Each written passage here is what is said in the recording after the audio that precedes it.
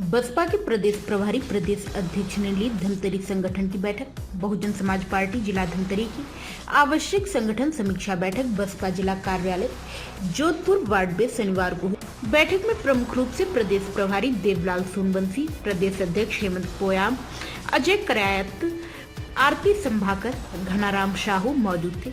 बसपा प्रभारी देवलाल सोनवंशी ने कहा कि कांग्रेस भाजपा दोनों ही उद्योगपति धनासेठों की पार्टी है और ये दोनों पार्टियां उद्योगपतियों के चंदे पर चल रही हैं। बसपा कार्यकर्ताओं के खून पसीने की कमाई के पैसे पर चलती है। बसपा अध्यक्ष हेमंत पोयाम ने कार्यकर्ताओं को संबोधित करते हुए कहा कि बसपा संतों, गुरुओं, महापुरुषों के पद चिन्हों पर चल रहे हैं, उनके बताए हुए मार्ग पर आगे बढ़ रहे हैं।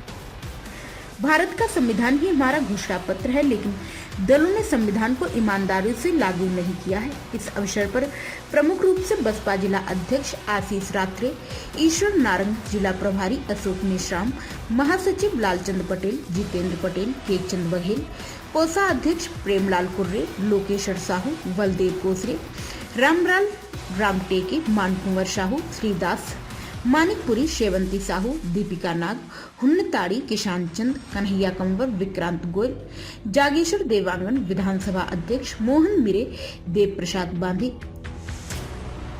जी, आज कौन सा कार्यक्रम था और कैसे किस विषय में आए थे आप? हाँ, मैं हेमंत पोयाम, प्रदेश अध्यक्ष बहुजन समाज पार्टी छत्तीसगढ़। मैं इधर धमतरी आज रूटीन दौरे पे आया हुआ हूँ। हमारे साथ में अपने देवलाल सोनवंशी जी हैं जो नवनियुक्त प्रदेश प्रभारी हैं, और भी हमारे इधर के साथी लोगों के साथ यहाँ मीटिंग किए। अभी जो पार्टी की ओर से विशेष सदस्यता अभियान चल रहा है उसकी समीक्षा करने के लिए मैं यहाँ पे आया हुआ हूँ।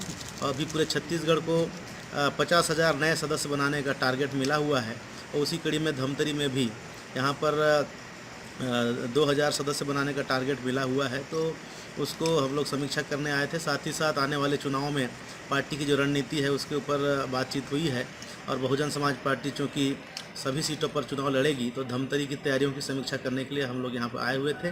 और कार्यकर्ताओं में बड़ा उत्साह है, और बड़े उत्साह के साथ में आने वाले चुनाव की तैयारी में कार्यकर्ता भी लगने वाले हैं। किन किन मुद्दों को लेकर 2023 में आप लोग चुनाव लड़ने वाले?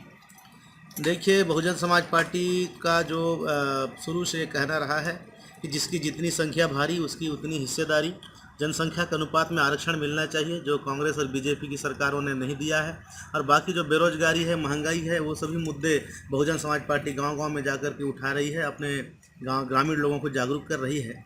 और साथ ही साथ अभी जो कांग्रेस की सरकार ने धोखा दिया है पिछड़े वर्ग के लोगों को, कि जो उनको 27% रिजर्वेशन देने का वादा करके मुकर गई, आदिवासियों का आरक्षण को काट दिया, और अनुसूचित जाति का जनसंख्या के अनुपात में आरक्षण को काट दिया, जिसकी वजह से आज ओबीसी भी आंदोलनरत है, एससी के लोग भी आंदोलन कर रहे हैं, आदिवासी भी आंदोलन कर रहा है। और बहुजन समाज पार्टी इन बातों को लेकर के कि भारतीय संविधान में जनसंख्या के हिसाब से आरक्षण का प्रावधान है, और बाकी जो पलायन का मुद्दा है, अपने जो यहाँ बहुजन समाज के लोग हैं, खास करके आदिवासी अनुसूचित जाति के लोग दूसरे राज्यों में पलायन करने के लिए मजबूर हैं, और यहाँ पर इतने खनिज संपदा से भरपूर राज्य होने के बावजूद भी तो बहुत सारे मुद्दे हैं जिसको लेकर के बहुजन समाज पार्टी गांव-गांव में जा रही है। और निश्चित रूप से कांग्रेस और बीजेपी दोनों से जनता नाराज़ है, और इसका बहुजन समाज पार्टी को आने वाले चुनाव में लाभ मिलेगा। कांग्रेस और भाजपा दोनों दल का घोषणा पत्र रहता है, क्या इस समय बहुजन समाज पार्टी भी छत्तीसगढ़ में घोषणा पत्र जारी करेगा? देखिए, बहुजन समाज पार्टी शुरू से घोषणा पत्र के पक्ष में नहीं रही है, क्योंकि माननीय बहन कुमारी मायावती जी हमारी राष्ट्रीय अध्यक्ष है, उन्होंने कहा है, और मान्यवर साहब कांसीराम जी जो बसपा के संस्थापक हैं, उन्होंने भी कहा कि भारत का संविधान ही हमारा घोषणा पत्र है। लेकिन जैसा कि कार्यकर्ता लोग का कहना है कि